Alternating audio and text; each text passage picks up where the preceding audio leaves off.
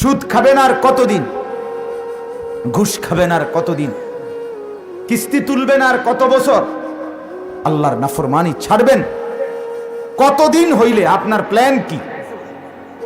বলেন, আমার কথাটা বুঝতেছেন কিনা বলেন।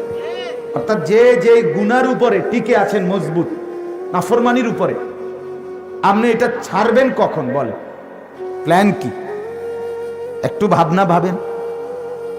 কতদিন পরে বিড়িখানা ছাড়বেন, কতদিন পরে সুদ খাওয়া ছাড়বেন, আর কতদিন পরে ওজনে কম দেওয়া বন্ধ করবেন, আর কতদিন পরে মানুষকে ঠকানো বন্ধ করবেন।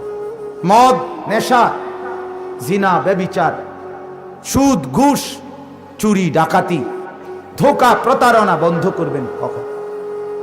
বলে, হাজারো মা, হাজারো বোন, হাজারো স্ত্রী নিজের জীবন যৌবন রাস্তায় রাস্তায় পর পুরুষকে দেখাইয়াই নষ্ট করে দিচ্ছে। এটার মধ্যেই সুখ খুঁজে পাচ্ছে।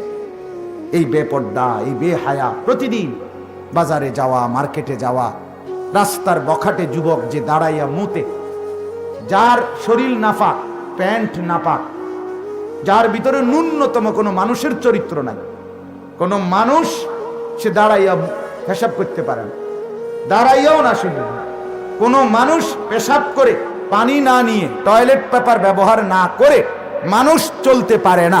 এটা সম্পূর্ণ কুকুর বিড়ালের স্বভাব। তুমি দেখো মিয়া, তোমার রাস্তার উত্তর দিকে তুমি দেখো, তার সাথে তোমার তফাৎ দেখো। তুমি যেমন মুত্যা যারা দিয়ে আড়া দাও, ওই জানোয়ারও তো এইভাবে মুত্যা আড়া দেয়। তোমার সাথে তফাৎ মিলাও তুমি। এই জন্য বাপ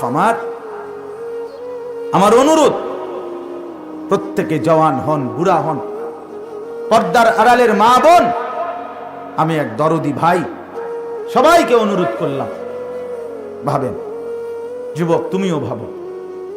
মনে রাখবেন, প্রতিটা রাত কোনো নিশ্চয়তা নাই, আরেকবার ভোর হবে আমার জন্য। সেদিন 4:15 বাজে তুরস্ক, সিরিয়ার মানুষ রাত্রে ঘুমাইয়েই ছিল, কিন্তু তাদের 50,000-এর চাইতে বেশি মানুষের জীবনে আর ভোর হয়নি। হয়েছে কি ভোর?